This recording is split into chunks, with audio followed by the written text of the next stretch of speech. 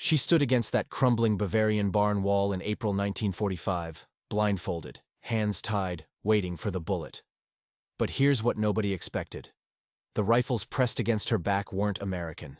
They were German. Her own people were about to execute her. Margaret Hoffman was 23 years old. For 3 years she'd served faithfully as a military telephone operator, connecting calls, relaying orders, never questioning, never doubting. And now she was going to die because she'd walked the wrong direction. The SS officers had caught her and 11 other women on a dirt road outside Munich. Their crime? Desertion. They'd chosen to walk west toward the Americans instead of east toward the Soviets. They'd chosen survival over orders. And the Reich was consuming itself in its final days, executing its own faster than the enemy could. Margaret could smell the leather of the officer's gloves as he walked behind the line. She could hear the woman beside her breathing, fast, shallow, terrified. The blindfold pressed so tight she saw only darkness. Every sound exploded in her ears. The click of rifle bolts, the rustle of uniforms, the distant thunder of artillery that never stopped. Then came the engines. Not German engines. American engines. Jeeps roaring over the hill. Shouts in English. Chaos erupting. Gunfire. But not the organized volley of an execution squad. This was different. This was combat. Rough hands grabbed her shoulders. Margaret screamed. This was it. They'd finish her with a pistol to the head. The blindfold tore away. Blinding daylight. A young face inches from hers. An olive helmet with a white star. American. "You're okay," he said in broken German. "Safe. You safe now." Margaret couldn't process the words. Her brain couldn't shift from death to life that fast. She looked past him and saw the SS officers on the ground. Some dead, others surrendering, surrounded by American soldiers. The execution squad had become the prisoners. Her legs collapsed. The American caught her before she hit the ground. She'd been told the Americans would show no mercy. The propaganda had promised torture, humiliation, bodies in ditches. But when Margaret opened her eyes, she was alive. And nothing made sense anymore. If you think you know how this story ends, you're wrong. What happened next to Margaret will destroy everything you believe about enemies and mercy. Make sure you're subscribed, because this gets darker before it gets lighter. The hours after the rescue blurred like watercolors in rain. Margaret and the surviving women, 3 had been killed when the SS opened fire during the American assault, were loaded onto trucks. They drove through a landscape of total destruction. Towns without roofs, churches without steeples, roads cratered by bombs and lined with burned tank shells. The American soldiers gave them blankets, water from their own canteens. One soldier noticed Margaret's raw wrists where the rope had cut in and wrapped them carefully with bandages. He didn't speak German, she didn't speak English, but his hands were gentle. Margaret stared at him like he was from another planet. They arrived at a processing center, a former German barracks now flying American flags. The women were helped down from the trucks, not shoved, not dragged. Helped. Then Margaret saw where they were being led. A bathhouse. Her feet stopped moving. Memories flooded her mind. Whispered rumors about what happened to prisoners in bathhouses. Stories of gas, death. Bodies stacked like cordwood. A female American officer approached slowly, hands visible. She spoke in perfect German. "It is only a shower, hot water and soap. You are safe here, I promise you." The woman's eyes were kind. But Margaret had learned not to trust kindness. Another woman from the execution line, a telephone operator named Elsa, took Margaret's hand. "If they wanted us dead," Elsa whispered, "they would have left us at the barn." Together they stepped inside, white tiles, steam rising from showerheads, and in each woman's trembling hands, the Americans placed a bar of soap, real soap, white, thick, smelling of flowers. Margaret hadn't seen real soap in over a year. The wartime bars had been gray and gritty, made of animal fat and ash. The hot water hit her skin, and Margaret began to cry. Not from fear. From something she couldn't name. The dirt of weeks washed down the drain. Dust from bombed roads, grime from hiding in cellars, dried blood from the barn where she'd almost died. Around her, other women wept too. Some laughed through their tears. One woman held the soap to her nose, eyes closed, trying to memorize the scent of something that had once been ordinary and was now miraculous. Clean towels waited afterward. Clean clothes, simple gray dresses, but without holes, without stains. Hours ago, Margaret had been blindfolded, waiting to die. Now she stood clean and warm, wrapped in enemy fabric that felt softer than anything she'd worn in years. She would write in a small notebook later. They washed away the war. They washed away my death. I do not understand these people. But the real shock? That came at dinner. The mess hall smelled like something from a dream. Coffee. Real coffee. Not the bitter ersatz made from acorns and chicory that Germans had choked down for years. Bread. Meat. Butter. The aroma hit Margaret like a physical force. Her empty stomach cramped at the scent of actual food. Saliva flooded her mouth, a response so primal it embarrassed her. Around her, the other women froze in the doorway, overwhelmed by something as simple as cooking smells. This had to be a trick. A final cruelty before the real punishment began. They'd let the prisoners smell the food, maybe touch it, then take it away. That would be worse than simple starvation. But the American soldiers behind the counter smiled and waved them forward. Come, come, eat! Trays were placed in their hands. Food piled onto them. Thick beef stew with chunks of potato and carrot. Slices of white bread with real butter. Mugs of coffee with sugar. Margaret had almost forgotten sugar existed. The women sat together, staring at their trays. No one ate. No one could bring themselves to take the first bite. Elsa moved first. She picked up her spoon, dipped it into the stew, brought it to her lips.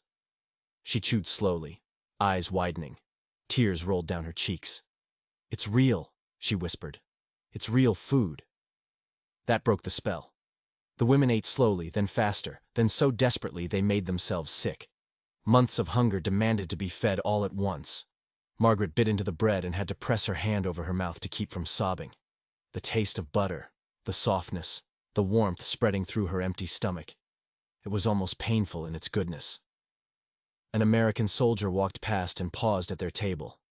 He saw their faces, the tears, the desperate way they clutched their food. His expression softened. More if you want, he said slowly, pointing to the counter. More food, okay? Margaret looked up at him. This enemy who was offering her more food than her own country had given her in a year. She didn't know what to say, so she whispered, Danke. The soldier nodded. Something passed between them. Not friendship, not understanding, but the simple recognition of shared humanity. That night, lying on a real mattress with a real blanket, Margaret couldn't sleep. Her stomach was full for the first time in memory. She wrote in her notebook by candlelight. My own people wanted me dead. My enemies gave me bread. I do not know who I am anymore. But if you think this is where the story peaks, you haven't seen anything yet. Because what came next would shatter every belief Margaret had left. Days became weeks. The women settled into a routine that seemed impossible. They woke to a bell, not a siren. They ate breakfast, always breakfast, never just rumors of food. They worked and returned to their barracks at night. It was captivity, but nothing like the captivity they'd feared. Margaret was assigned to the camp laundry. She washed American uniforms in large metal tubs with hot water and good soap. The work was hard but not brutal. There were breaks, actual breaks. The first time an American sergeant stopped the work line and said, You look tired, sit down for 10 minutes. Margaret thought it was a trick. In Germany, showing weakness meant punishment. Here, it meant rest. For their work, the women were paid. Small vouchers in camp currency that could be spent at the camp canteen. A small building stocked with items that seemed from another universe. Chocolate bars, cigarettes, pencils and paper, hand mirrors, lipstick, soap. Margaret bought a chocolate bar her second week. She hadn't tasted chocolate since 1941. She unwrapped it slowly, reverently, took the smallest possible bite. The sweetness exploded on her tongue. Her legs went weak and she had to sit down. She ate the rest over 4 days, rationing it, savoring it, mourning when it was gone.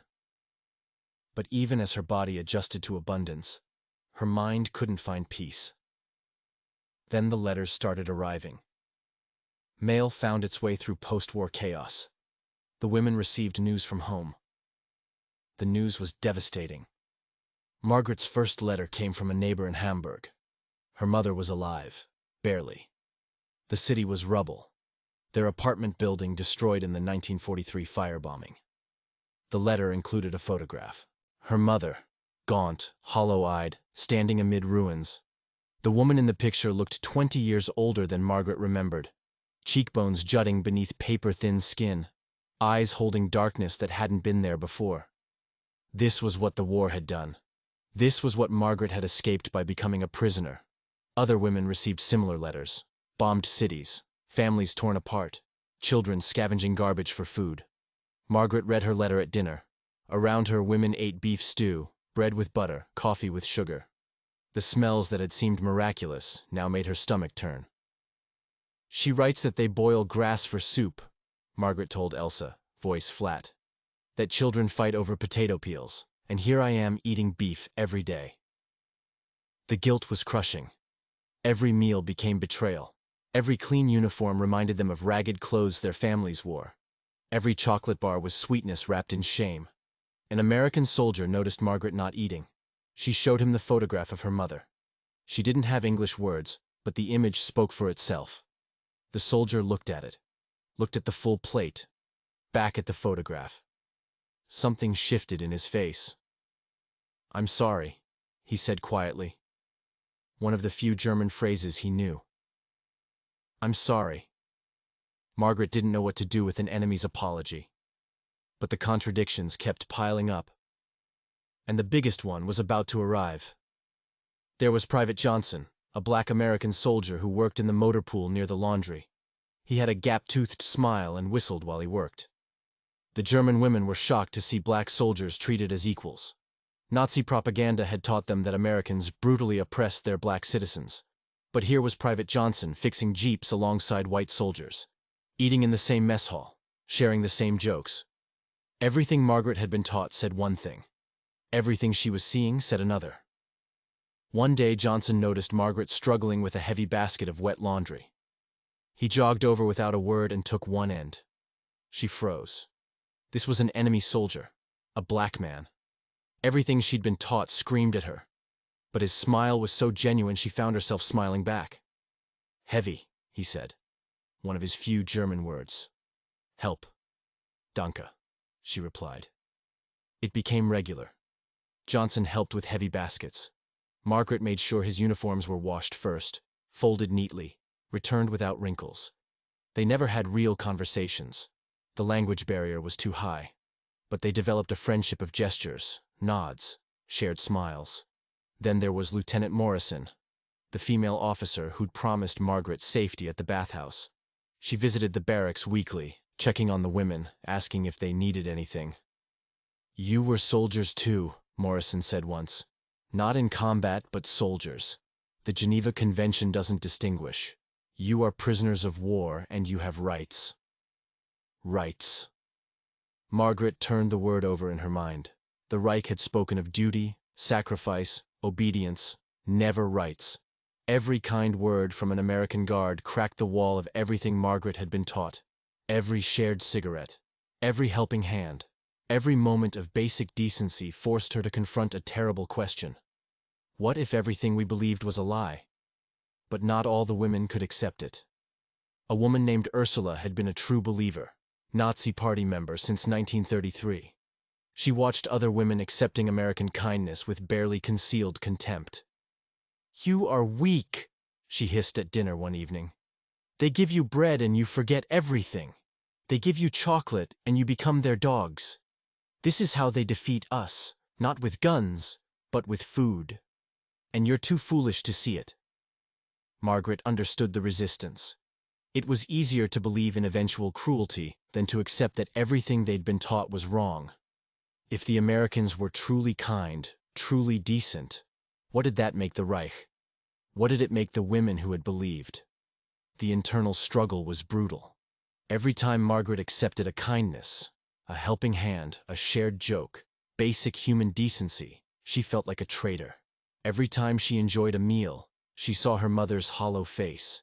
Every time she laughed at something an American said, she remembered the brothers and fathers and sons who died fighting these same people. She wrestled with these questions every night, writing pages of fragmented thoughts. I served faithfully. I believed what I was told. Now I eat enemy bread and wash enemy clothes, and I am treated better than I ever was at home. The officers who ordered my death wore my uniform. The soldiers who saved my life wore the enemy uniform. How do I make sense of this? The conflict wasn't just about Americans. It was about her own identity. For 3 years, she'd defined herself by service to the Reich. Now the Reich was ash, and she was being kept alive by its enemies. Who was she if not a faithful German? Who was she if everything she'd believed was a lie? In the barracks, women who'd never questioned anything now questioned everything. They whispered in darkness, sharing doubts they'd never speak in daylight. My father was a party member, one woman confessed. He told me Americans were animals. Now I watch them share their rations with us. Did he know he was lying? Maybe he believed it, another replied. Maybe we all did. That's the worst part. We weren't forced to believe. We chose to. Even Gertrude, the older woman who'd been a munitions factory supervisor and lost her SS son to American bullets, began to waver. One evening, Margaret found her sitting alone, staring at a letter, face wet with tears. My son was in the SS, Gertrude said without looking up. Killed by Americans in France. I hated them for it. I wanted them all dead. She paused, voice breaking. But then I think about the barn. The SS was going to kill us. Me. My son's comrades were going to shoot me in the back, and the Americans stopped them. The enemy saved my life, and my own people wanted me dead. Her voice dropped to a whisper. How am I supposed to hate them after that? Margaret sat beside her but said nothing. There was nothing to say. The truth was too heavy for words. But the Americans weren't done showing them the truth. Not even close. Summer brought work details outside the camp. The women were taken into nearby German towns for reconstruction, clearing rubble, sorting supplies. These trips offered glimpses of American power that went beyond military might. The truck rumbled through what had been towns and villages, now piles of brick and ash. But American trucks rolled through delivering food to starving civilians. American doctors set up clinics in ruined buildings, treating German children alongside their own soldiers. American engineers rebuilt bridges, restored electricity, cleared roads. The efficiency was staggering, but the generosity struck deepest. One afternoon, Margaret watched an American medic treating a German boy who'd stepped on unexploded ordnance. The boy's foot was mangled. He screamed in agony. The medic worked quickly, professionally. When he finished bandaging the wound, he looked at the boy's mother. A translator repeated his words in German. He'll walk again. He's going to be okay. The mother collapsed in tears, clutching the medic's hands, thanking him in a flood of German he couldn't understand. This was the enemy. This was the beast they'd been told would show no mercy. Here he was, saving German children. They're feeding their enemies, Elsa observed, watching a food convoy roll past. We bombed their cities, we killed their sons, and they send us bread. It's a weapon, Margaret replied slowly, understanding dawning. Not cruelty, but mercy. They show us what they have, what they can do, what they choose to give, even to those who fought them. It says, we are stronger than you imagined, and we are better than you were told. It cut to the bone. The Reich had promised that Germany was superior, racially, morally, spiritually. It had promised that sacrifice would bring victory, that suffering was noble, that the enemy was evil. Now the enemy handed out chocolate and rebuilt bridges while German superiority smoldered on every horizon. Margaret stood before a small mirror one morning and didn't recognize herself. The woman looking back had color in her cheeks, clarity in her eyes, flesh on her bones. She looked like the girl she'd been before the war. Kindness cuts deeper than cruelty, she realized. it would have been easier to be mistreated. Then she could have maintained her hatred, her loyalty, her sense of who she was. Instead, she was being rebuilt by enemy hands. And with each pound gained, each night of restful sleep, each moment of unexpected dignity, the old Margaret died a little more. But the Americans had one more truth to show her, and it would destroy everything that remained. The turning point came on a gray autumn morning, 3 months after Margaret's arrival. The women were assembled in the main yard. Lieutenant Morrison stood before them with a film projector and a white sheet hung between poles. "There is something you need to see," Morrison said, voice heavy. "It will be difficult, but it is necessary." The projector hummed to life. Images flickered onto the makeshift screen. At first, Margaret didn't understand what she was seeing. Piles of something. Logs? No, not logs. The shapes were wrong. The camera moved closer. Bodies. Thousands of bodies stacked like cordwood. Living skeletons in striped uniforms. Eyes enormous in shrunken faces. Mass graves.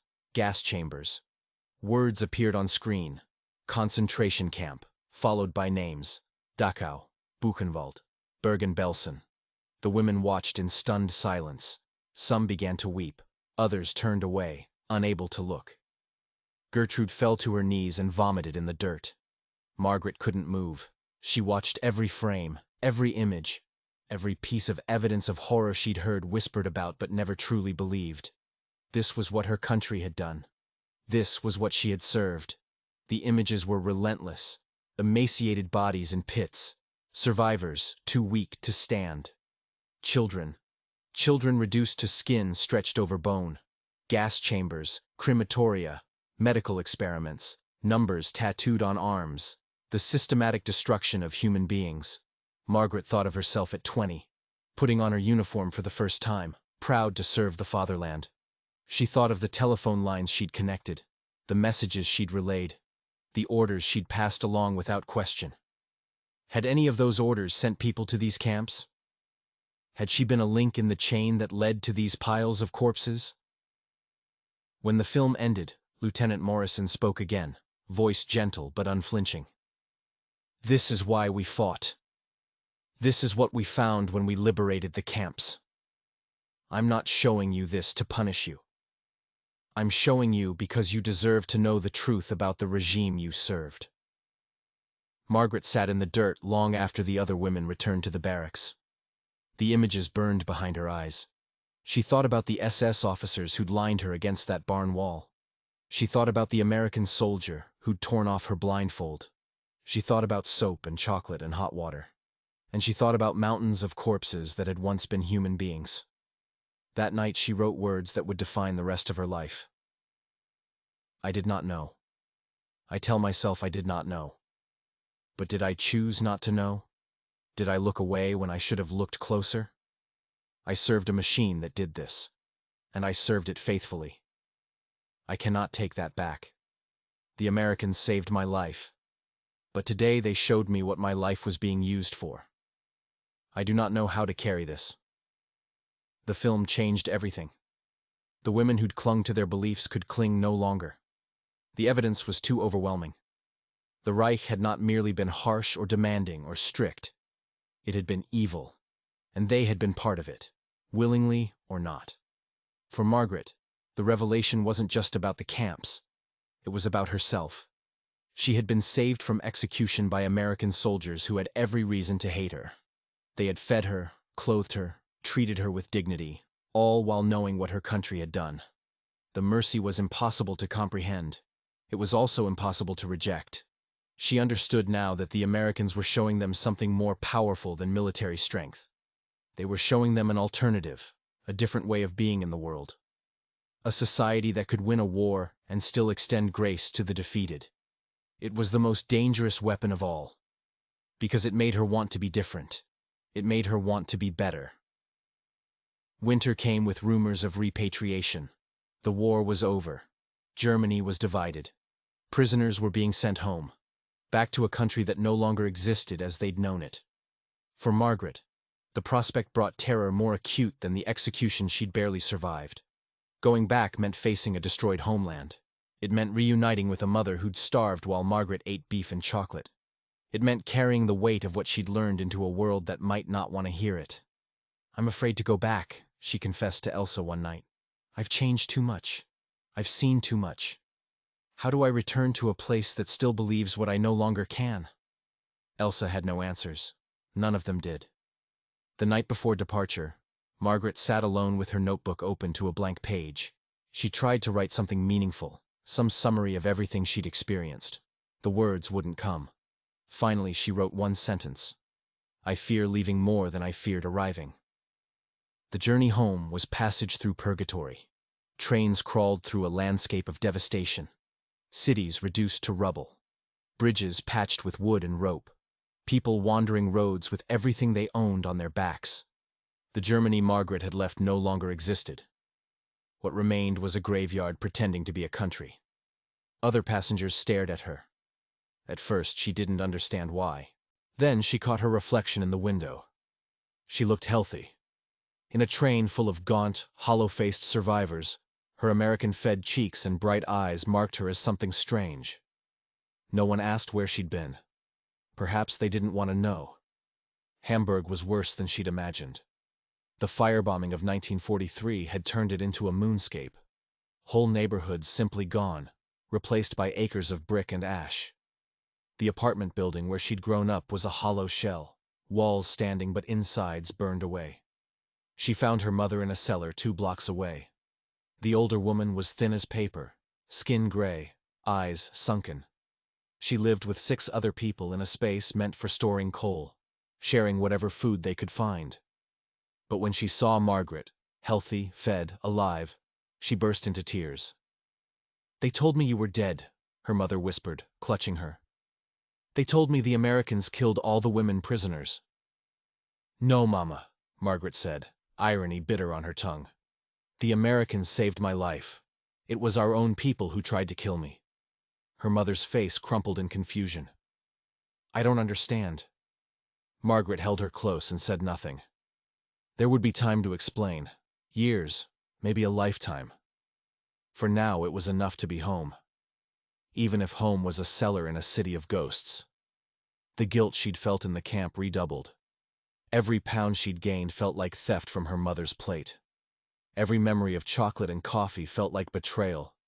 But there was no undoing it. There was only living with it. Carrying it forward. Trying to build something new from the ruins of everything old. Years passed. Germany rebuilt itself slowly, painfully. Rubble cleared.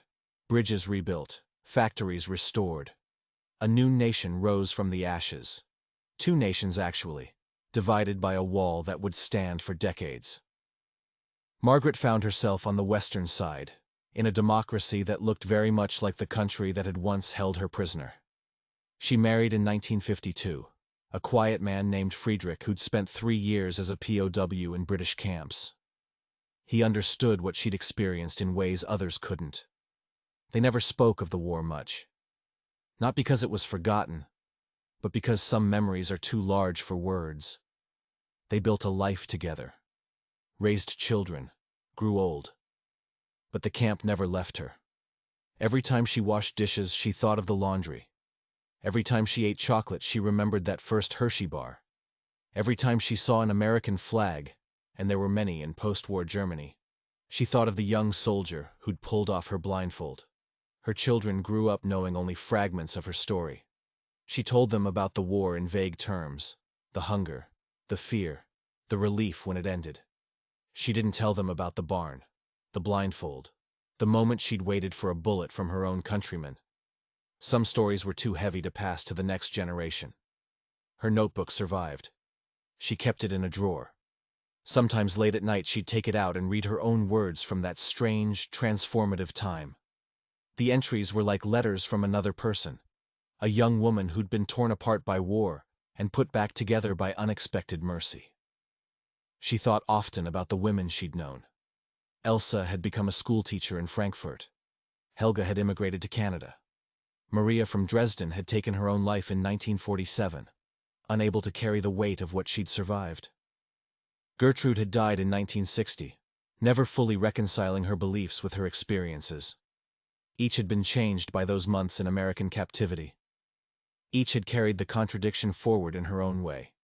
In 1985, 40 years after the war, Margaret was interviewed by a historian documenting the experiences of German POWs. She told her story for the first time in full. The execution, the rescue, the soap, the chocolate, the film. The historian listened in silence, occasionally asking quiet questions. At the end, he asked, "What do you want people to know about your experience?" Margaret thought for a long moment. "That enemies are not always what you're told," she said. "That kindness can come from unexpected places. That the hardest thing is not surviving cruelty, it's surviving mercy when you don't feel you deserve it." She paused. "I was saved by people I'd been taught to hate. They fed me, clothed me, showed me the truth about my own country. They didn't have to. They chose to. And that choice changed me more than any punishment ever could." She added, "The young soldier who pulled off my blindfold, I never knew his name. I saw him for maybe 10 seconds. But I've thought about him every day for 40 years. He told me I was safe, and he meant it. In the middle of a war, surrounded by people who wanted to kill each other, he meant it." Her voice softened. "That's what I want people to know. That even in darkness, there are people who carry light." Margaret Hoffman died in 1998 at age 76. She'd lived through the rise and fall of the Reich, through the rebuilding of her country, through the Cold War and its end. She'd seen Germany divided and reunited. She'd watched her children grow up in a world vastly different from the one she'd known. Through it all, she carried the memory of those months in American captivity. The soap, the food, the unexpected grace that had changed her forever. Her notebook was found in her drawer, pages yellowed but intact. Her daughter, reading it for the first time, wept at the entry from April 1945. "I thought I was dead. Then I thought I was dreaming. Now I think I am being reborn, and it is more painful than dying. But perhaps that is what mercy is, painful and necessary and impossible to refuse." One prisoner's words, passed to her daughter, would echo through generations.